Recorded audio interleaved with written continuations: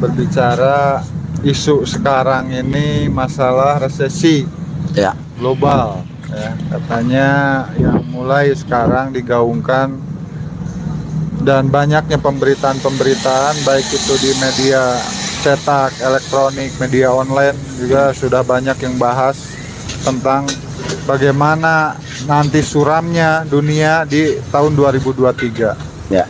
Nah, kami dari para buruh sangat berharap itu tidak terjadi di Indonesia. Karena apa? Saya yakin pemerintah bisa mengatasi itu. Cuman kadang-kadang kita juga harus hati-hati, kita juga harus waspada, kita juga khawatir. Pemerintah kita tidak bisa nantinya mengantisipasi hal ini. Iya. Itu kan. Kenapa? Karena kalau kita berbicara basis di industri, terutama garment, ini banyak kita ekspor ini ke Eropa. Ya. Ya, ke Eropa. Nah, Untuk tahun 2023 ya? Iya, 2023 dan tahun-tahun ke belakang juga kita banyaknya kan ke Eropa. Iya. Nah, gitu. Nah, sedangkan menurut informasi yang kita serap lah, yang kita dengar juga bahwa di Eropa ini sekarang sudah banyak negara-negara yang sudah mulai merasakan dampak krisis tersebut. Iya.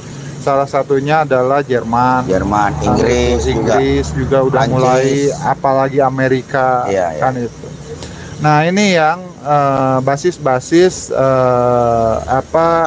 ekspor dari Indonesia. Ya, terutama Kesana. untuk jenis TSK ya. Iya, tekstil, sepatu. kulit, Iya, sepatu, itu garment. Iya. Nah, inilah ya, kita kan tidak ada yang mau beli.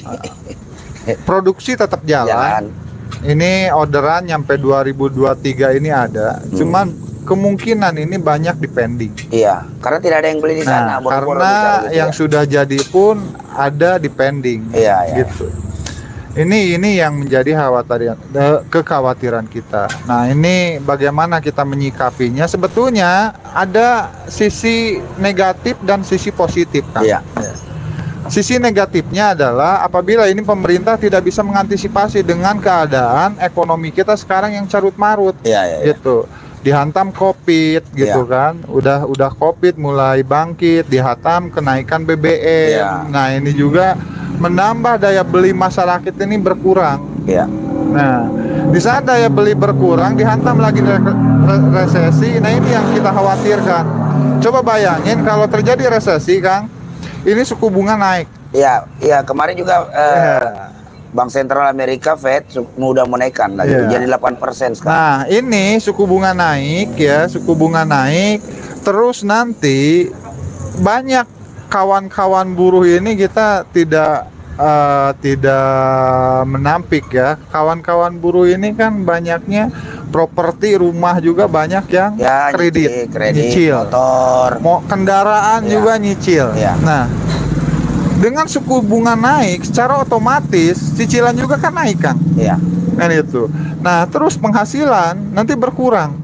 3 tahun terakhirin aja gara-gara Covid, gara-gara upah tidak naik. Undang-undang Nah, ini Omnibus Law juga mempersulit. Nah, ini nantinya yang dikhawatirkan sama kita ya, akan banyak lah nanti buruh yang kehilangan pekerjaan, rumah. Kan itu karena kenapa? Nggak sanggup lagi nyicil. Kendaraan nggak sanggupnya lagi nyicil. Kan itu. Karena jangan kan untuk nyicil kendaraan, nyicil rumah, untuk makan aja udah sulit. Ditambah biaya sekolah juga sekarang gila-gilaan juga. Itu kebutuhannya. Kan itu. Nah, ini yang kita khawatirkan, makanya kami meminta kepada pemerintah gitu. Pemerintah jangan aneh-aneh lah bikin aturan, Bang. Itu, jangan aneh-aneh, cobalah lihatnya jangan yang menengah ke atas, menengah ke bawah. Jangan sampai sekarang ini kita yang menengah ke bawah ini menambah orang miskin tambah miskin. Yang miskin tambah miskin. Yang kaya akan tambah kaya. Kenapa kaya gitu kan? Kaya. Gitu. Lagunya Rhoma Irama itu. Pasti ya, yang dikhawatirkan lagu Oma itu keluar dan jadi kenyataan. Dan sesuai dengan data statistik itu kita itu menengah ke atas itu ada kurang lebih sekitar 100 juta. Ya. 20% aja bang sekarang. Ya. Itu udah miskin nih dengan kenaikan BBM ini. Dengan kenaikan ini ada 20% orang kaya menengah ke bawah yang turun terdegradasi, menjadi miskin ya. Miskin. Nah, ditambah nanti apabila terjadi resesi ini kekhawatiran kita akan semakin banyak lah orang-orang miskin di Indonesia. Kenapa? Harusnya ini menjadi kesempatan bang bagi Indonesia. Harusnya kesempatan bagi Indonesia untuk memimpin dunia nih. Karena apa? Kita ini negara berkembang, kita ini negara yang sumber daya alamnya gitu. Sumber daya alamnya luar biasa.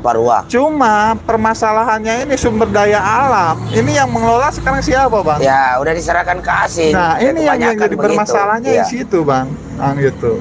Contoh sekarang di Tasikmalaya ini dulu terhampar lah sawah gitu kan, petani juga nggak pernah beli beras. Kalau sekarang banyak dibikin perumahan, banyak dibikin pabrik, banyak digusur. Nah ini aja udah kekhawatiran kita. Gitu. Jadi terutama adalah ketahanan pangan kita. Ketahanan pangan kita. Sekarang gembar-gembor ketahanan pangan kayaknya berjalan di tempat. Gak ada perkembangan gitu bang. Sedangkan yang memperkuat kita udah jauh-jauh hari pemerintah kita ini menggemborkan, membuat program ketahanan pangan, UMKM kan gitu. Nah sekarang kalau top UMKM ada, terus ketahanan pangannya lemah ya ini juga repot bang. Nah sekarang UMKM, kalau daya beli masyarakat menurun, siapa yang membeli produk mereka? Betul. Itu. Contoh kita sekarang nih bang berada di pedagang kaki lima bang. Singaparna ini kan. Kita udah sejam di sini, baru siapa yang beli bang? Iya. Baru kita ini kayaknya. Mie ayam, nasi goreng. Gitu masih kan. Banyak ini kan. Dari kita duduk ini udah 1 jam, baru kita yang makan. Yang lain belum ada. Ini aja udah jadi contoh bang.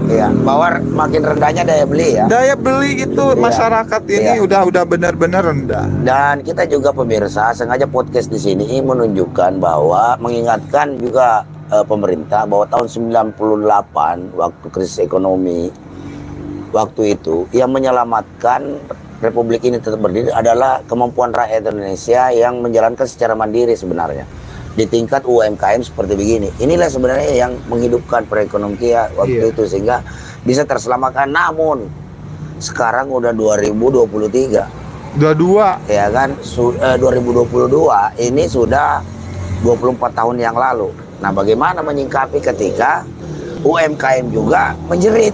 Nah, itu bang. Nah, inilah permasalahannya. UMKM dikembangkan, digalakan, harus masyarakat ini, masyarakat kita menengah, masyarakat kelas bawah bang, udah tahan banting lah. Intinya udah tahan banting, dia nggak usah disuruh pemerintah aja udah banting tulang, keras keringat untuk menghidupi keluarganya. Cuman kalau tiap hari begini, bisa-bisa gulung tikar, utang yang bertambah, modal nggak balik. Jangankan bicara untung.